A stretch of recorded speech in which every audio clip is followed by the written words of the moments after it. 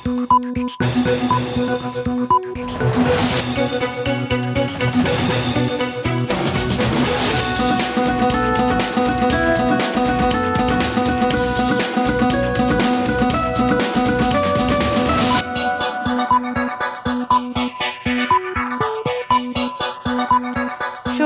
স্বাগত দুপুরের মাছরাঙা সংবাদে আপনাদের সঙ্গে আছি আমি সুমাইয়া সাজ্জাদ। শুরুতেই গার্ডিয়ান লাইফ ইন্স্যুরেন্স সংবাদ শিরোনাম। আপিল বিভাগেও স্থগিত হাইকোর্টের আদেশ। ঘোষিত 9 সেপ্টেম্বরে হচ্ছে ডাকসু নির্বাচন। প্রচারে ব্যস্ত প্রার্থীরা দিচ্ছেন নানা প্রতিশ্রুতি। চট্টগ্রাম বিশ্ববিদ্যালয়ের শিক্ষার্থী ও পাশের গ্রামবাসীর তিক্ত সম্পর্কের জেরেই সাম্প্রতিক সংঘাত, দ্বন্দ্ব উস্কে দেয় চাঁদাবাজি ও বৈরী সামাজিক অবস্থান। ভরা মৌসুমেও বরগুনার নদীতে মিলছে না ইলিশ। মোহনা ভরাট ও তাপ বিদ্যুৎ কেন্দ্রের প্রভাবকে দুষছেন ঋণ নিয়ে বিপাকে থাকা জেলেরা। শুনছিলেন শিরোনাম, এবার বিস্তারিত। ঘোষিত তারিখ 9 সেপ্টেম্বরে হচ্ছে ঢাকা বিশ্ববিদ্যালয় কেন্দ্রীয় ছাত্র সংসদ ডাকসু নির্বাচন। তাই স্থগিত করে আগে দেওয়া হাইকোর্টের আদেশও স্থগিতই রেখেছে আপিল বিভাগ। দুপুরের শুনানি শেষে প্রধান বিচারপতি ডক্টর সৈয়দ রেফাত আহমেদের নেতৃত্বাধীন পূর্ণাঙ্গ আপিল বেঞ্চ হাইকোর্টের রায়ের উপর চেম্বার আদালতের স্থগিতাদেশ 30 অক্টোবর পর্যন্ত বহাল রাখে। এর ফলে 9 সেপ্টেম্বর ডাকসু নির্বাচনে আর কোনো বাধা নেই। শুনানিতে ঢাকা বিশ্ববিদ্যালয়ের পক্ষে ছিলেন অ্যাডভোকেট শিশির মনির, রিটের পক্ষে ছিলেন ব্যারিস্টার জ্যোতির্ময় বড়ুয়া। ঢাকা বিশ্ববিদ্যালয়ের অর্ডার অনুযায়ী প্রতিষ্ঠিত একটা অটোনমাস বডি, এটা স্বায়ত্ত শাসিত প্রতিষ্ঠান। তার ইন্টারনাল মেকানিজমের মধ্যে যে সমস্ত ইলেকশন মেকানিজম আছে এগুলো দেখভাল করার দায়িত্ব ঢাকা বিশ্ববিদ্যালয়ের। আজকে বাংলাদেশের সর্বোচ্চ আদালত হাইকোর্ট ডিভিশনের আদেশের উপর স্থগিতাদেশ দিয়েছেন এবং 30 অক্টোবর 2025 পর্যন্ত এই স্থগিতাদেশ বহাল থাকবে। এর অর্থ হলো এটা 9 সেপ্টেম্বর 2025-এ উৎসব মুখর পরিবেশে ডাকসু নির্বাচন অনুষ্ঠান করার ক্ষেত্রে আর কোথাও কোনো আইনি বাধা থাকলো না। ডাকসু ও হল সংসদ নির্বাচনের দিন যতই ঘনিয়ে আসছে ততই ব্যস্ততা বাড়ছে প্রার্থীদের। নানা প্রতিশ্রুতি নিয়ে তারা যাচ্ছেন শিক্ষার্থীদের কাছে। ভোটাররা বলছেন তাদের নিয়ে যারা কাজ করবেন ভোট দেবেন তাকেই। এদিকে সকালে ডাকসু নির্বাচনের সার্বিক পরিস্থিতি ও নির্বাচন সুষ্ঠু, নিরপেক্ষ ও অংশগ্রহণমূলক করতে সিনেট ভবনের চিফ রিটার্নিং কর্মকর্তার সাথে আলোচনা করে ছাত্রদল সমর্থিত প্যানেলের প্রার্থীরা। তবে কি নিয়ে আলোচনা হয়েছে তার বিস্তারিত কিছুই জানানো হয়নি। এর আগে ফেসবুকে এক নারী প্রার্থীকে গণধর্ষণের হুমকি দেওয়ায় ঘটনায় বিশ্ববিদ্যালয়ের শিক্ষার্থী আলী হোসেনকে 6 মাসের জন্য বহিষ্কার করেছে বিশ্ববিদ্যালয় প্রশাসন।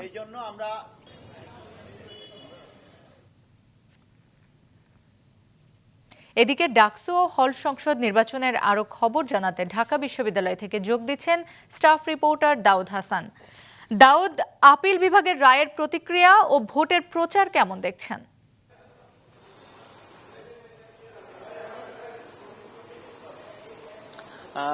রায়ের প্রতিক্রিয়ার কথা যদি আগে বলি, সেটি শিক্ষার্থীরা এটা নিয়ে বেশ খুশি এবং তারা এটা নিয়ে সন্তোষ প্রকাশ করছে। আসলে তারা বলছে যে এরকম একটি রায়ের পরে যারা নারী শিক্ষার্থীরা এবং নারী প্রার্থীরা রয়েছেন তাদের মধ্যে একটি আগামীর ভোট নিয়ে যে একটা শঙ্কা ছিল, তাদের মধ্যে যে একটা ভয়ভীতি কাজ করেছিল সেটি কাটবে এবং এটি একটি দৃষ্টান্ত হিসেবে থাকবে বলেও তারা আসলে জানিয়েছে। পাশাপাশি প্রচারণার কথা যদি বলি, আসলে প্রতিদিনের মতো যেহেতু সময় শেষ হয়ে আসছে, এরই মধ্যে 9 তারিখ যেহেতু নির্বাচন, 7 তারিখের মধ্যে আসলে প্রচারণা সব কিছু স্থগিত করতে হবে। সেক্ষেত্রে কিন্তু এখন জোরে সোরেই চলছে আসলে প্রচারণা।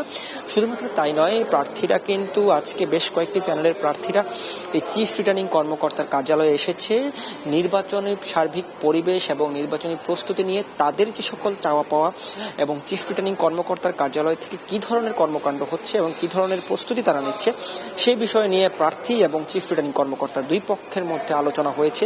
এবং আমরা কিছুক্ষণ আগে দেখেছিলাম দুপুরের দিকে ছাত্রদলের প্রার্থীরা ছিলেন পাশাপাশি কিছুক্ষণ আগে ডিইউ ফেস্ট অর্থাৎ মাহিন সরকারদের প্যানেলে যে যারা রয়েছেন তারাও কিন্তু এসেছেন এবং এসে এই বিষয়গুলো নিয়ে আলোচনা করেছে এবং আলোচনা শেষে তারা প্রতিক্রিয়া জানিয়েছে এক দুটি বিষয় নিয়ে। একটি নারী প্রার্থীর বিষয়ে যে এই সিদ্ধান্তটি আসলো সেই বিষয়টি একটু আগেই যেটি বলছিলাম, পাশাপাশি তারা হাইকোর্টের রায়ের বিষয়ে কিন্তু তারা প্রতিক্রিয়া জানিয়েছে। যেহেতু হাইকোর্টের রায় একটি গুরুত্বপূর্ণ দিন ছিল আজকে, হাইকোর্টের রায়ের উপর নির্ভর করে আসলে সামনের ডাকসু নির্বাচনের প্রার্থী এবং ভোটার কি করবে সে বিষয় নিয়ে তারা আসলে মুখিয়েছিল। সেক্ষেত্রে যেহেতু 9 তারিখেই নির্বাচন হচ্ছে, সেক্ষেত্রে তারা কিন্তু এ নিয়ে সন্তোষ প্রকাশ করছিল এবং পাশাপাশি এটিও বলছিল যদি কোনো কারণে নির্বাচনের তারিখ পরিবর্তন হতো সেক্ষেত্রে তারা কিন্তু অন্য পদক্ষেপের দিকে যেত, সে কথাও কিন্তু তারা বলছিল। যেহেতু তারা বলছে আজকে বেশ কিছুদিন থেকে তারা প্রচার প্রচারণা নেমেছেন। সার্বিক অবস্থা মিলে বলা যায় আসলে জমে উঠেছে নির্বাচনী প্রচার প্রচারণার মাধ্যমে ক্যাম্পাসের পরিবেশ। দাউদ, আপনাকে ধন্যবাদ। ডাকসু নির্বাচনের প্রচার সম্পর্কে জানালেন সহকর্মী দাউদ হাসান। এদিকে চট্টগ্রাম বিশ্ববিদ্যালয়ের ক্লাস সহ সব কার্যক্রম খোলা থাকলেও আজও শ্রেণীকক্ষে যায়নি শিক্ষার্থীরা। কর্তৃপক্ষ জানিয়েছে শিক্ষার্থীদের উপস্থিতির সাপেক্ষে ক্লাস পরীক্ষা নিতে পারবেন শিক্ষকরা। এদিকে সংঘর্ষের জেরে বিশ্ববিদ্যালয়ের ছাত্রছাত্রীদের মধ্যে এখনও রয়েছে ক্ষোভ। এ নিয়ে দুপুরে মিছিল ও বিক্ষোভ সমাবেশ করার কথা আছে তাদের। সংঘর্ষের ঘটনায় হাটহাজারী থানা পুলিশ 8 জনকে গ্রেফতার করেছে। গতরাতে বিশ্ববিদ্যালয়ের সিন্ডিকেট সভায় 13টি সিদ্ধান্ত গৃহীত হয়, যার মধ্যে রয়েছে শোক জানানো, আহতদের তালিকা তৈরি ও ব্যয়ভার বহন, বিশ্ববিদ্যালয়ের মেডিকেল ইউনিট আধুনিকায়ন, মডেল থানা স্থাপন, শাটল ট্রেনে নিরাপত্তা প্রদান ও স্থানীয়দের সঙ্গে সমন্বয় করার জন্য স্টেক হোল্ডার সভা ইত্যাদি। চট্টগ্রাম বিশ্ববিদ্যালয়ের প্রশাসনিক ভবনের সামনে থেকে সবশেষ পরিস্থিতি সরাসরি জানাচ্ছেন সিনিয়র রিপোর্টার নাজমুল আলম সাদেকি। নাজমুল, গতরাতে সিন্ডিকেট সভায় 13টি সিদ্ধান্ত হয়েছে এবং এ বিষয়ে শিক্ষার্থীদের কেমন প্রতিক্রিয়া দেখছেন? এছাড়াও আজ কি কোনো ক্লাস হয়েছে?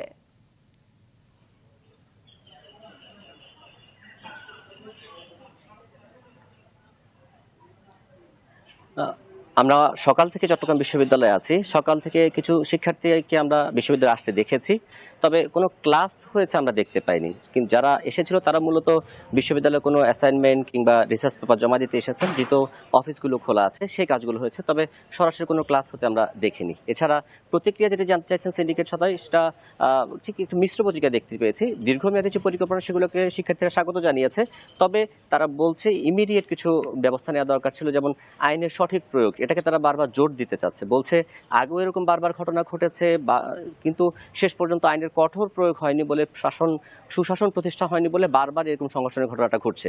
সেটা তারা বলছেন যে যাতে আইনের কঠোর প্রয়োগটা নিশ্চিত করা হয়, এদিকটাতে তারা জোর দিতে চাইছেন। এছাড়া আরেকটি বিষয় জানিয়ে রাখি, ঠিক আমি এখন যেখানে দাঁড়িয়ে আছি কিছুক্ষণ আগে ঠিক প্রশাসনিক ভবনে প্রশাসনিক মিটিং হয়েছিল আজকে।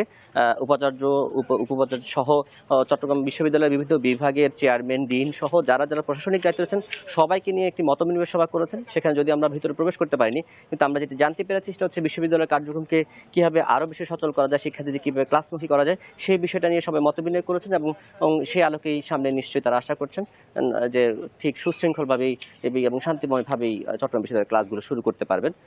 তারা আশা করছেন আগামী সপ্তাহ থেকে মূলত পুরোদমে পরীক্ষা এবং ক্লাসগুলো শুরু হবে, সেজন্য প্রস্তুতি নিচ্ছেন। এই ছিল চট্টগ্রাম বিশ্ববিদ্যালয় থেকে আমার কাছে সবশেষ খবর। নাজমুল, আপনাকে ধন্যবাদ। চট্টগ্রাম বিশ্ববিদ্যালয়ের পরিস্থিতি জানালেন সহকর্মী নাজমুল আলম সাদেকি। চট্টগ্রাম বিশ্ববিদ্যালয়ের শিক্ষার্থী ও আশেপাশের বাসিন্দাদের যে বিরোধ ও সংঘাত, তার শুরু তুচ্ছ একটি ঘটনাকে কেন্দ্র করে, যা চলে শনি ও রবিবার এই 2 দিন জুড়ে। এর নেপথ্যের কারণ তুলে ধরেছেন স্টাফ রিপোর্টার মোহসেনাত শিহাব। ক্যামেরায় ছিলেন সঞ্জীব দে বাবু। আসলে কি ঘটেছিল শনিবার রাতে, যা দাবানলের মতো ছড়িয়ে পড়ে বিশ্ববিদ্যালয় ও পাশের জোবরাগঞ্জে, যে ঘটনার জেরে আহত হাজারেরও বেশি শিক্ষার্থী? এ নিয়ে সংবাদ মাধ্যমগুলোতে এসেছে বিভিন্ন রকম তথ্য, তবে ঘটনার শিকার সেই 24-25 শিক্ষাবর্ষের ছাত্রী অবশেষে মুখ খুলেছেন। জানালেন রাত 12টায় তার বাসায় ফেরার সংবাদ সত্য নয়। বাজে 11টার 10 কিংবা 12 এসে আমি বিল্ডিংয়ে আমি নিচে গেটে অনেক ধাক্কাধাক্কি করি, বলি প্রথমে ভালোভাবে শান্তভাবে যে কেউ আঙ্কেল আমার দরজাটা খুলে দেন, আমি বাইরে আছি। উনি বলে যে উনি আমাকে ঢুকতে দেবে না, আমি যেন অন্য কোথাও চলে যাই। এক পর্যায়ে উনি আমার গলার টিউন বেড়ে যাওয়ার কারণে উনি আমার গালে সজোরে চাপার নিচে একটা থাপ্পড় মারে। এ ব্যাপারে দারোয়ানকে বারবার কল দিলেও তার ফোন বন্ধ পাওয়া যায়। ভিকটিমের কথার সঙ্গে অনেকাংশেই মিলে যায় প্রত্যক্ষদর্শীর কথা। মেয়েটা দারোয়ানের সাথে খুব বেশি রাগারাগি করলো এবং এক পর্যায়ে প্রথমে মেয়েটা দারোয়ানের মুখে একটা থাপড় দিল। বিষয়টা সেখানে আমরা শেষ করে তাদেরকে উভয় পক্ষকে বুঝালাম, মেয়েদেরকে বলে যে মা তোমরা একটা কাজ করো, তোমাদেরকে এই বিষয়টা নিয়ে সমাধান করে দেবো, তোমরা এটা মনে ক্ষোভ রেখো না। তবে সংশ্লিষ্টদের সঙ্গে কথা বলে জানা যায়, দেরিতে বাসায় ফেরার অভিযোগ এত বড় রক্তক্ষয়ী সংঘর্ষের একমাত্র কারণ নয়। এর পেছনে লুকিয়ে আছে দুই পক্ষের বহু বছরের তিক্ততা। বিশ্ববিদ্যালয় ক্যাম্পাসের ভৌগোলিক অবস্থান, আবাসন সমস্যা, যাতায়াত ব্যবস্থা, দোকান নিয়ে চাঁদা ও স্থানীয় প্রশাসনের সঙ্গে বিশ্ববিদ্যালয় প্রশাসনের সমন্বয়ের অভাব ইত্যাদির কারণে প্রায়ই শিক্ষার্থী ও স্থানীয়দের মধ্যে ছোটখাটো সংঘর্ষের ঘটনা ঘটে। এর পাশাপাশি রয়েছে শিক্ষার্থী ও গ্রামের খেটে খাওয়া মানুষের বিপরীতমুখী সামাজিক অবস্থান। একমাত্র বিশ্ববিদ্যালয়ের কারণেই আজকের এই এলাকাটা উন্নত। যাদের জমির কারণে আজকের এই বিশ্ববিদ্যালয় প্রতিষ্ঠা, তাদেরকে যেন সম্মান দেওয়া হয়। আমি বলবো যে এরা কোনো কাঠুরে না, এরা অত্যন্ত ত্যাগের মাধ্যমে বিশ্ববিদ্যালয়কে দান করেছে।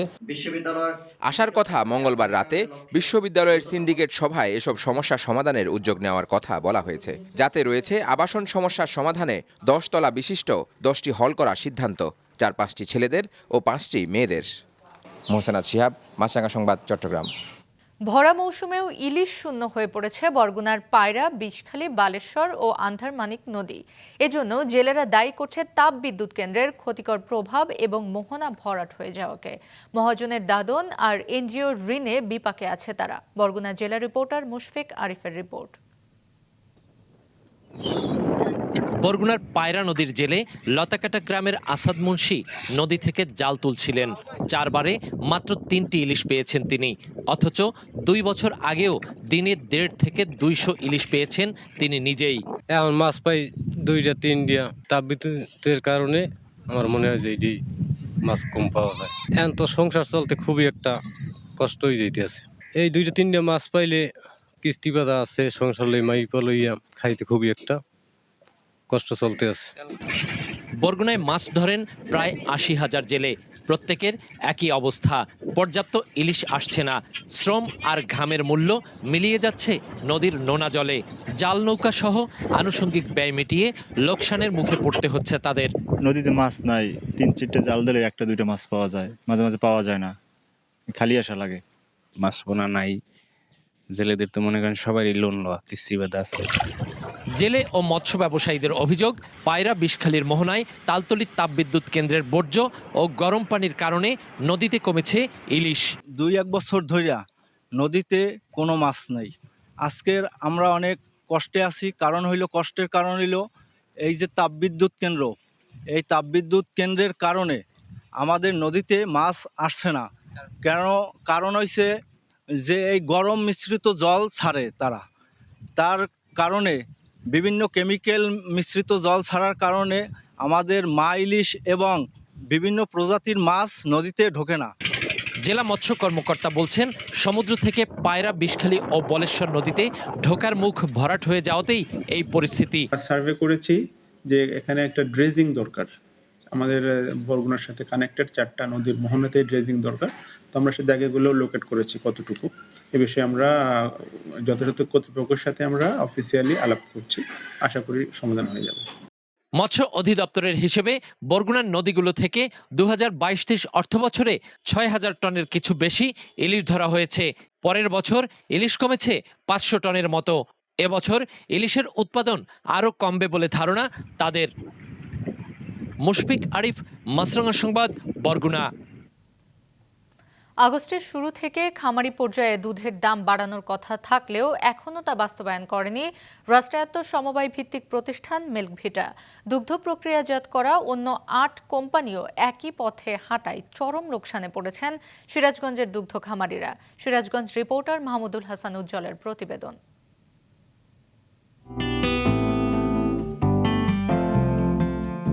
দেখে নিউজিল্যান্ডের মতো মনে হলেও এটি সিরাজগঞ্জের শাহজাদপুরের গোচারণ ভূমিতে রাখালদের গরু চড়ানোর দৃশ্য। তবে এ জায়গায় এখন শুধু পানি আর পানি।